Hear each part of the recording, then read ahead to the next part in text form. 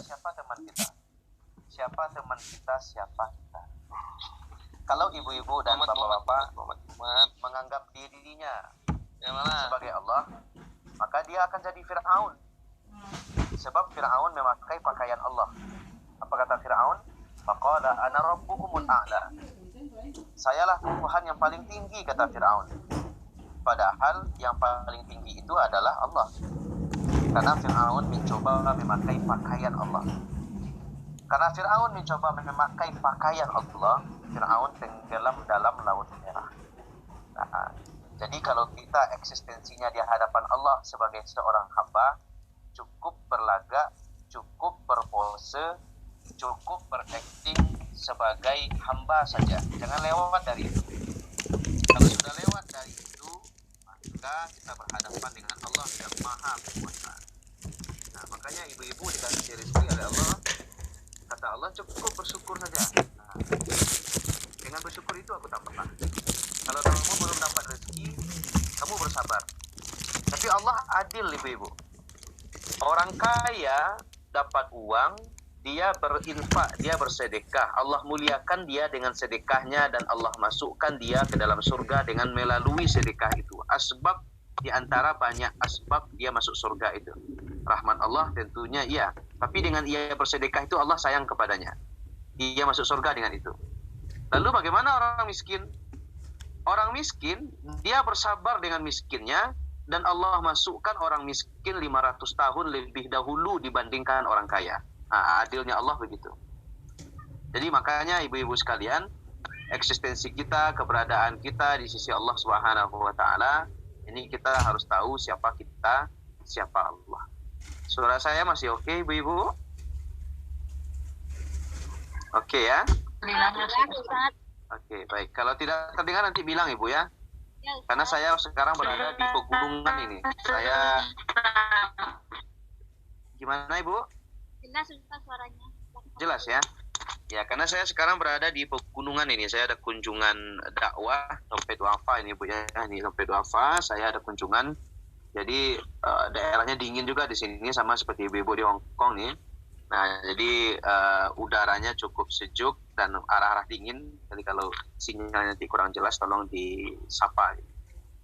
Nah, ibu-ibu dan kaum muslimin yang berbahagia yang dimuliakan oleh Allah Subhanahu Wa Taala, ayat yang menjadi landasan kajian kita pada siang hari ini atau sore waktu Hong Kong, ibu ya, adalah firman Allah dalam Al-Quran.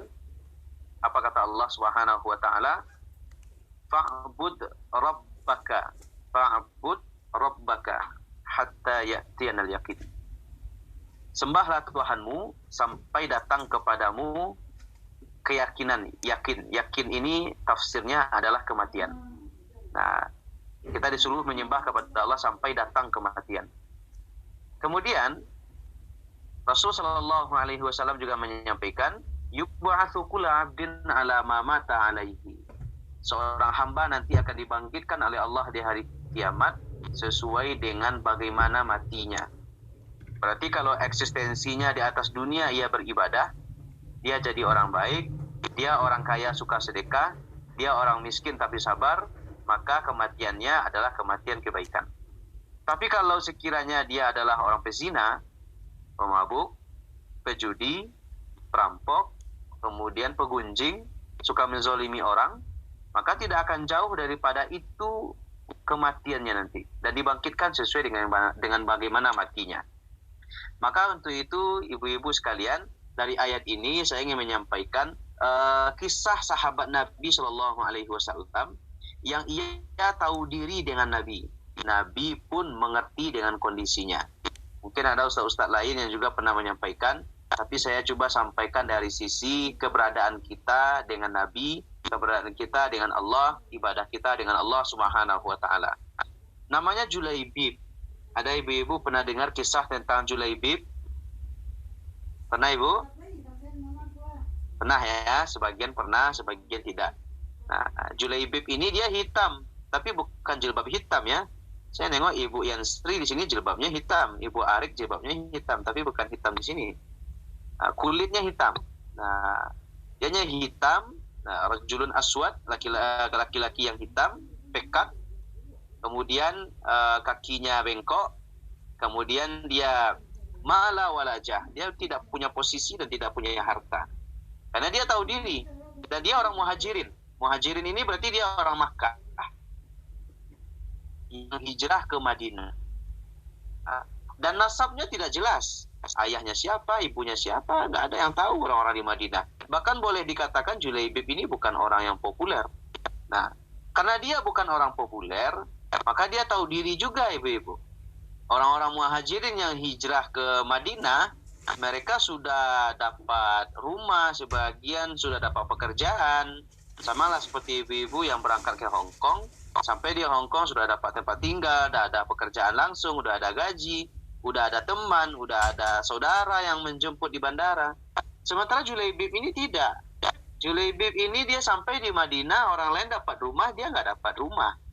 Orang lain dapat kebun, dia nggak dapat kebun. Ya namanya pendatang lah ibu-ibu ya. Dia kita dari Makkah pergi kampung orang, kadang dapat, kadang tidak. Nah, orang lain sudah dapat jodoh, dia belum dapat jodoh juga. Nah, kemudian Julaibib ini duduk-duduklah di Masjid Nabawi. Karena nggak ada tempat, jadi dia di Masjid Nabawi kegiatannya. Berzikir, kemudian dia bertafakur kepada Allah. Datanglah Nabi. Datang Nabi, apa kata Nabi kepada Julaibib? Ya Julaibib, Allah tatazawaj. Wahai Julaibib, kamu mau nikah nggak? Nah, ini kan luar biasa. Penawaran dari Nabi yang mulia. Jarang-jarang loh ibu-ibu dapat penawaran dari Nabi seperti ini. Kekasih Allah yang prediksinya tidak meleset. Nah, apa kata Julaibib? Siapa yang mau nikah dengan saya ya Rasulullah? Saya ini hitam, pekat, jelek, nggak ada nasab, nggak jelas nasabnya, nggak ada rumah, nggak ada pangkat, nggak ada jabatan, nggak ada harta. Nah, dia tahu diri, Bu. Nah, di sini pentingnya kita seorang hamba. Yang celakanya itu kita miskin pura-pura kaya. Nah, ini bahaya nih. Tapi kalau orang kaya, dia tahu dirinya kaya dan berinfak, alhamdulillah. Nah, Julaibib ini tahu diri. Eksistensinya dia itu hitam, pekat, dia nggak ada pekerjaan, harta nggak ada. Siapa orang yang mau sama dia? Nah, ditawari oleh Nabi untuk menikah. Nah, mau nikah nggak Julaibib? Kata Julaibib, saya jelek sebegini, siapa yang mau? Nah, kata Rasulullah, saya yang akan mencarikan untukmu perempuan yang solehah terbaik di Madinah. Nah, ini ibu-ibu ya. Kalau kita tahu diri, ibu-ibu, eksistensi kita, keberadaan kita, kita tahu diri, orang lain itu akan mencarikan posisi yang pas untuk kita. Celakanya itu, kita sudahlah tidak ibadah, infak pun kita jarang, sombong lagi. Nah, ini orang benci nih. Allah benci kepada orang miskin yang sombong. Nah, Allah benci kepada orang miskin yang sombong. Nah, kata Julaibib, siapa yang mau dengan saya? Kata Rasulullah, saya yang akan mencarikan untukmu, wahai Julaibib. Nah, apa kata Rasulullah SAW? Dicarikanlah perempuan terbaik di kota Madinah untuk Julaibib. Diantar Julaibib ke rumah itu, dibawa oleh Nabi. Sesampai di rumahnya orang-orang Ansor yang dicarikan oleh Nabi untuk Julaibib pasangannya, apa kata Nabi? Saya ingin berharap dengan anakmu.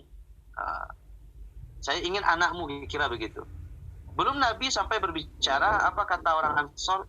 Ya Rasulullah, kenikmatan yang besar bagi kami qurrata a'yun, penyejuk mata bagi kami kalau engkau mau bersama dengan anak kami, menikahi anak kami, kira begitu. Kata Nabi, laisa li, bukan untukku, walakin lil Julaibib, tapi untuk Julaibib. Nah, terkejutlah orang Ansor ini. Julaibib untuk Julaibib.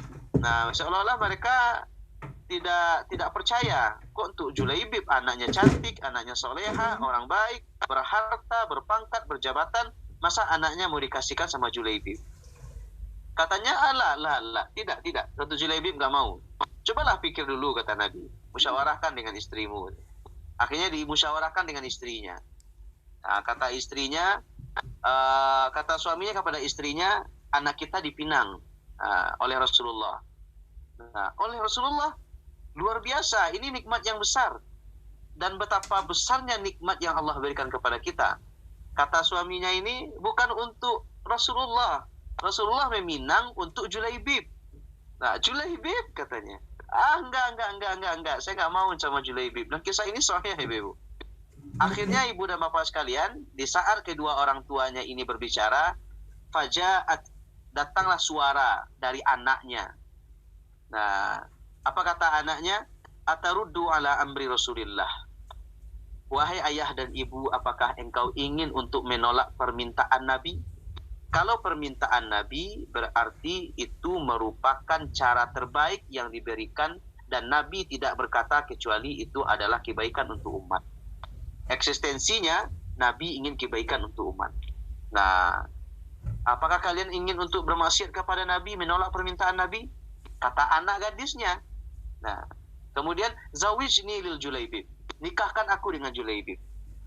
Akhirnya dinikahkanlah Julaibib dengan gadis Ansor ini, gadis yang ada di Madinah. Di malam pertamanya ibu-ibu sekalian, datanglah informasi akan terjadi perperangan. Terjadi perperangan. Nah, Julaibib adalah orang yang ikut berperang dalam perperangan tersebut. Belum lagi menikmati malam-malam indah, belum lagi menikmati bersama istrinya, dia berangkat perang. Dalam perperangan Julaibib, Bapak Ibu sekalian, masuk dalam barisan Nabi. Selesai berperang, apa kata Nabi SAW? Nah, atafkiduna min ahadikum? Adakah di antara kalian yang kehilangan kawan-kawannya, saudara-saudaranya? Faqalu, para sahabat mengatakan, Naam ya Rasulullah, tidak ada ya Rasulullah. Enggak ada yang hilang di antara kami. Fulanan wa fulanan, si A, si B, si C hadir. Yang meninggal itu si E, si F. Nah, kemudian Nabi berkata lagi, atafkiduna min ahadikum? Ada yang hilang di antara sahabat-sahabat kalian yang tidak ditemukan? Faqala, mereka mengatakan, tidak ya Rasulullah. Saudara-saudara kami ya inilah 1, 2, 3, 4, 5. Inilah mereka yang hadir. Terus kata Nabi, walakinni afqidu Julaibiban. Tapi saya kehilangan Julaibib. Coba ibu bayangkan. Saking tidak terkenalnya Julaibib, kematiannya pun tidak diketahui oleh para sahabat yang lain. Saya kehilangan Julaibib. Julaibib itu ciri-cirinya hitam. Dan dia punya tanda di tangannya. Kemudian dia pendek. Nah, cari Julaibib. Fatlubuh, cari Julaibib. Akhirnya ditemukanlah Julaibib sudah meninggal dalam perperangan. Apa kata Nabi SAW? Ketika melihat jasad Julaibib, fawallahi ana minhu wa huwa minni. Demi Allah, Julaibib ini di sisiku, aku di sisinya. Ingat ibu-ibu ya, eksistensi Julaibib itu di hati Nabi. Nabi di hati Julaibib. Nah, kita kira-kira di hati Nabi apa tidak? Kita kira-kira di hati Allah apa tidak? Kira-kira Allah di hati kita apa tidak? Nah, ini kembali kepada kita ibu sekalian. Kenapa Julaibib dikatakan oleh Nabi, fawallahi ana minhu wa huwa minni. Demi Allah, Julaibib itu di hatiku dan aku di hatinya. Keberadaan Julaibib, orang yang tahu diri dengan dirinya, dan Nabi SAW muliakan dia karena dia tahu diri itu. Nah, makanya ibu-ibu yang berbahagia, yang dimuliakan oleh Allah Subhanahu wa Ta'ala, dalam kesempatan hari ini, saya ingin mengajak ibu-ibu agar kita tahu siapa kita, siapa Tuhan kita, dan bagaimana cara kita mengamalkan agama sesuai yang diajarkan oleh Nabi kita, Nabi Muhammad Sallallahu Alaihi Wasallam. Sebagaimana Julaibib tadi, ibu. Julaibib itu dia bukan orang terkenal. Maka kita kalau memang bukan orang terkenal, bukan orang yang memiliki amanah yang besar, jangan sok atau jangan sombong kita untuk seolah-olah kita lah yang hebat. Kita harus dipuji, kita harus dipuja. Jangan ibu. Ujung-ujungnya orang benci sama kita. Ujungnya orang mengatakan kepada kita kalau kita tidak tahu diri. Kenapa? Itu bukan makanan kita. Itu bukan porsi kita. Tapi kita berlagak, kita bergaya seperti orang kaya yang itu tidak sepatutnya. Nah, Julaibib, dia tahu diri. Saya tahu ya Rasulullah, saya hitam, saya pekat. Memang di Madinah mana yang mau sama saya? Nah, ini tahu diri ibu ya. Eksistensi keberadaannya di sisi Allah Subhanahu Subhanahu wa taala dan di hadapan Nabi Muhammad sallallahu alaihi wasallam.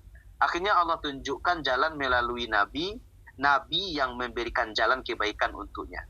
Nah, di sini hikmahnya ibu-ibu sekalian, kalau kita tahu diri, Allah Subhanahu wa taala, Nabi sallallahu alaihi wasallam berikan kepada kita kebaikan. Nah, ibu-ibu yang dimuliakan oleh Allah, ini kisah tentang Julaibib. Saya tidak panjang lebar dengan bahasa Arabnya, tapi isi kontennya kira-kira begitu. Kalau menarik kisahnya, silahkan like, subscribe, and share. Gitu Bu ya. Dede Hongkong, like, subscribe, and share. Yang kedua Ibu ya, tadi tentang kisah Julaibib. Sudah bisa dipahami kisah ini? Halo Ibu, masih dengan saya atau sudah kabur? Masih, Bapak Ustaz. Masih. Masih ya. Saya kira Masih sudah. setia menyimak. Iya. Ya, alhamdulillah. Kalau masih setia saya senang itu. Alhamdulillah, kajian sudah selesai. Terima kasih atas kunjungannya. Semoga bermanfaat. Wassalamualaikum warahmatullahi wabarakatuh.